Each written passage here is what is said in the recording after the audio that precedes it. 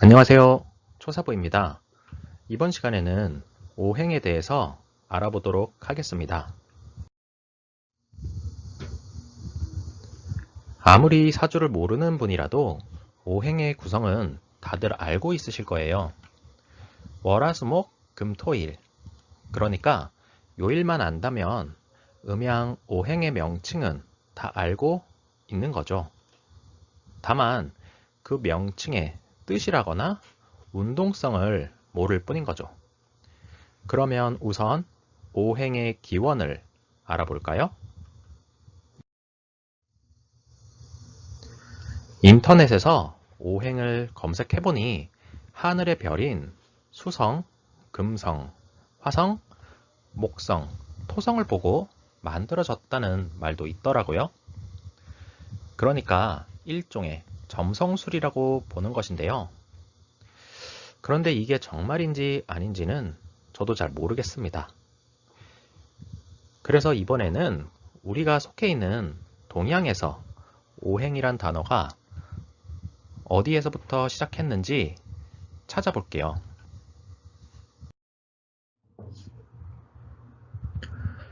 그것은 바로 홍범구주라는 문서예요.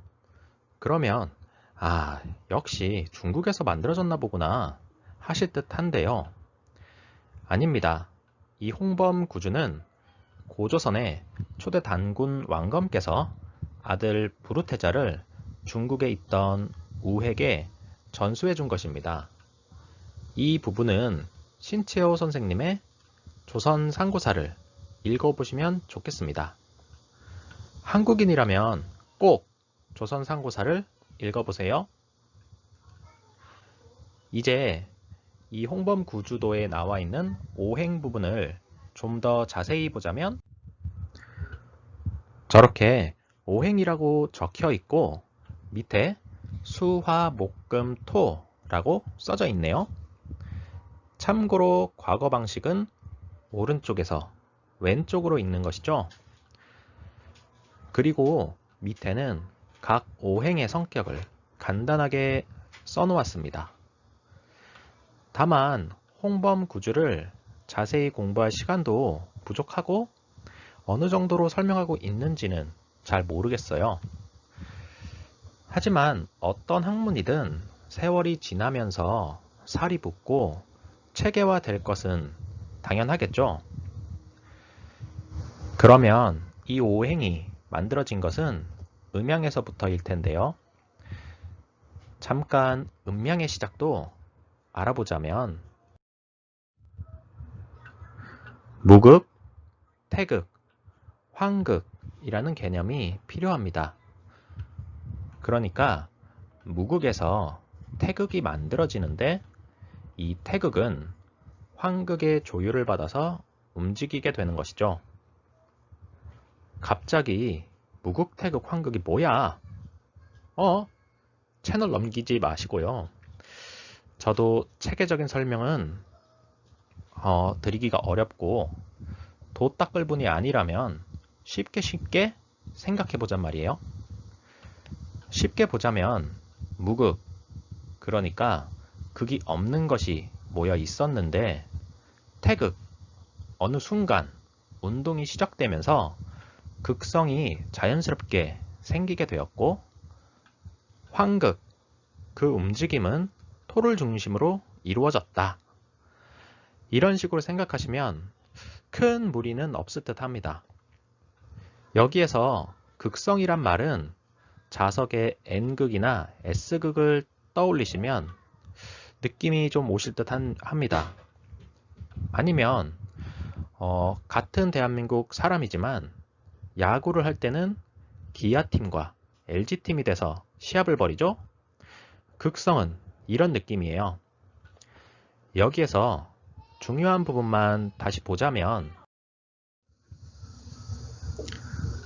태극에서 음과 양이 분리되었다는 것이고 그 변화는 황극, 그러니까 토의 조율로 이루어졌다는 것이죠. 그러니까 지구라는 토가 있기 때문에 음양 오행의 기운을 받아들여서 인간을 비롯한 자연계가 이루어질 수 있다는 것이죠. 다른 관점에서 보자면 음양 오행은 자연스럽게 운행하는 듯 보이지만 우주에 생명이 깃든 행성을 찾기가 어렵다는 것은 반대로 지구토가 만들어진다는 것이 얼마나 힘든 것이고 중요한 것인지를 느끼게 해주는 것이죠. 자, 이제는 토를 제외한 나머지 사행은 어디에서 나온 것일지 알아볼까요? 태극에서 음양이 분리되어 자연히 운동을 하다 보면 양 중에 양 중에 양, 중에 양, 중에 음이 자연히 분리가 되겠죠. 그러니까 토를 중심으로 수, 화, 목, 금이 자연스럽게 생기는 거예요. 이것을 다시 오행으로 쉽게 표현하자면 이런 형태가 되는 것이죠. 그러면 이제 오행에 대해 자세히 살펴볼까요? 만약에 중급 천간을 보셨다면 각 오행의 특징을 이해하는 데 도움이 되실 겁니다. 먼저 오행이란 단어를 볼까요? 오는 숫자 5이고 행은 단일 행이에요. 그러니까 굳이 해석해 본다면 5가지의 움직임이랄까요? 그래서 이 행이라는 단어가 있다는 것만으로 기운이 일진일퇴를 하며 움직인다는 것을 알 수 있죠. 그러면 무엇이 움직일까요? 예를 들어 물질만이 움직일까요? 차가 다니고 로켓이 바닥을 솟구쳐 올라가니 물질이 만능인가요? 아니죠. 하루에도 수만 번 눈 깜빡할 사이에 바뀌는 것, 바로 정신이 있죠. 그러니까 동양의 오행사상은 물질만이 아니라 정신까지 포함하고 있는 거예요. 그걸 좀 어렵게 표현한다면 형과 상입니다. 그러니까 예를 들어 나무는 목이다 라고 한다면 맞다고 할 수 있습니다. 하지만 목은 나무다 라고 한다면 틀린 말이 되겠죠? 그러니까 5개의 기운이 움직이면서 응고하게 되면 형체를 이루어서 만물이 되고 만일 이것이 분해하게 되면 다시 순수한 기로 변하는 것입니다. 이때 물질 속에 약동하는 정신과 생명이 포장된 것이 바로 인간을 비롯한 동식물이죠. 자, 이제는 각각의 오행을 살펴볼까 합니다. 보통 오행의 첫 시작은 목부터 하니까 저도 목부터 시작해 보겠습니다. 목이란 것은 분발하는 것, 용출하는 것, 솟구치는 것과 같은 모든 생하는 상태를 말합니다. 그러니까 예를 들어 목의 기운이 압축을 받을 대로 받다가 뻥 하고 뚫고 올라오는 것이라고 할 수 있죠. 반대로 얘기하면 억압을 뚫고 나가는 목기는 그 힘이 가장 강한 거예요. 화라는 것은 분산을 위주로 하는 기운이죠. 그러니까 목 기운이 다 하려고 할 때 기운의 전환이 이루어져 화기가 바통을 이어받죠. 화라고 할 때 대표적으로 떠오르는 태양의 느낌이랄까요? 나무의 모습에서 보자면 이제 꽃이 피고 가지가 벌려지는 모습, 그래서 만화방창이라고도 하죠. 하지만 화의 모습은 겉은 매우 화려하지만 속은 허해지게 돼요. 유명한 가수들이 콘서트를 할 때는 극도로 흥분 상태에 있지만 끝나고 집에 가면 매우 허탈해 한다고 하잖아요. 그래서 이걸 좀 더 쉽게 보여드리자면 다음과 같습니다. 여기에 음에 쌓여서 압력을 받고 있는 양의 모습을 보여주고 있습니다. 이제 목기가 활동하니까 양기가 솟구쳐 오르는 것이죠. 그러면 이제 화기가 활동을 하게 되니까 양기가 분산으로 확 부풀어 오르면서 외부의 음기를 밀어붙이게 되니까 외형이 확장되는 거예요. 다만 그러다 보니 양기의 내부가 허해지는 것이죠. 그러니까 자꾸 외형적인 것, 멋진 것, 아름다운 것에 집착하게 되는 것이죠. 그러니 이제는 그 다음의 운동성이 필요해집니다. 이제 목화의 생장 과정이 어느 정도 진행되었으면 이제는 전환이 필요한 것이죠. 그 전환을 하기 위한 중매자의 역할을 바로 토가 합니다. 왜냐? 음양과 같이 목화에 생장이 있으면 금수에 성숙이 있단 말이죠.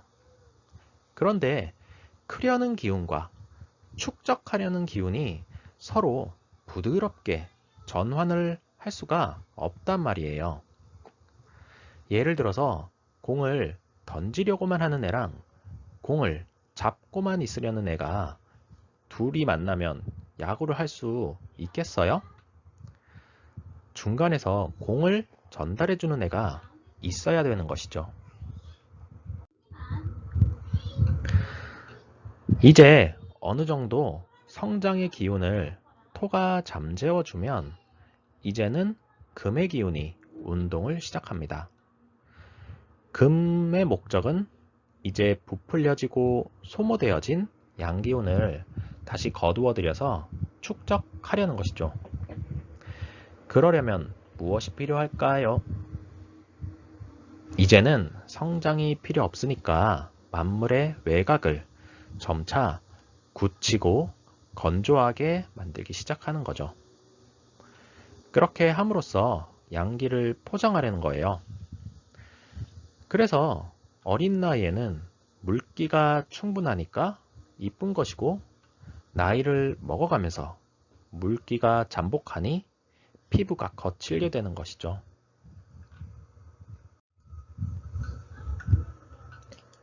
금이 열심히 외곽을 굳히면서 노력했지만 아직 그 내부의 깊은 곳까지 응고하게 하는 일이 남았으니 그것이 수의 역할입니다.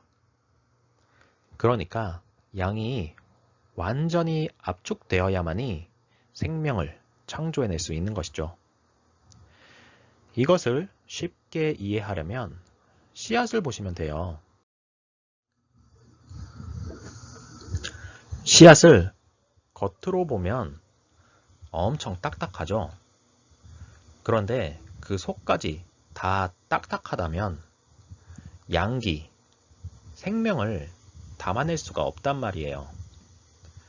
그러니까 씨앗의 안에는 부들부들한 수, 그러니까 생명의 핵을 담고 있는 것이죠. 그러니 어찌 보면 이 숫기는 형체와 정신을 만드는 두 가지 요소를 지니고 있습니다. 다만 수의 기운이 강하게 되면 정신이 밝아지게 되는 반면에 이 형체가 위축이 되고 반대로 수의 기운이 약하게 되면 형체는 화려해지는 반면에 정신이 공허하게 되는 것이죠. 자, 이제 막간을 이용해서 오행의 운동성 퀴즈를 내볼까요? 오행의 운동성을 생각하면서 각 그림들에 어떤 오행이 있는지 맞춰보세요. 저는 10초만 기다릴 테니까 꼭 맞추겠다 싶으신 분들은 잠깐 멈추기를 하시고 생각해보세요. 시작!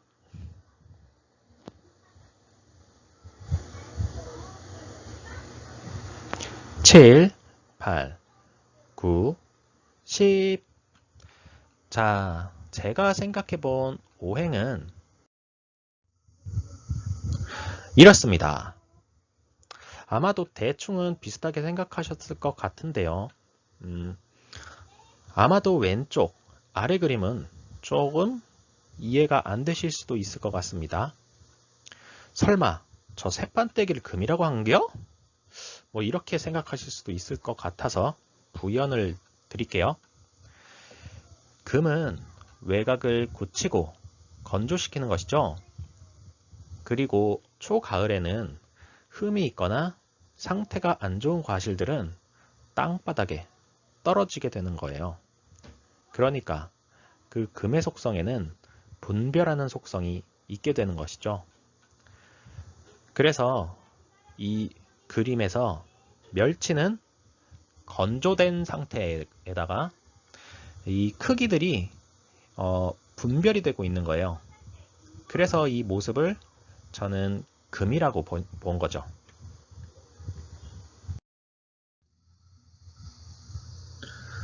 아무래도 시간이 길어지는 감이 있어서 여기까지를 오행의 일부로 마치려고 합니다.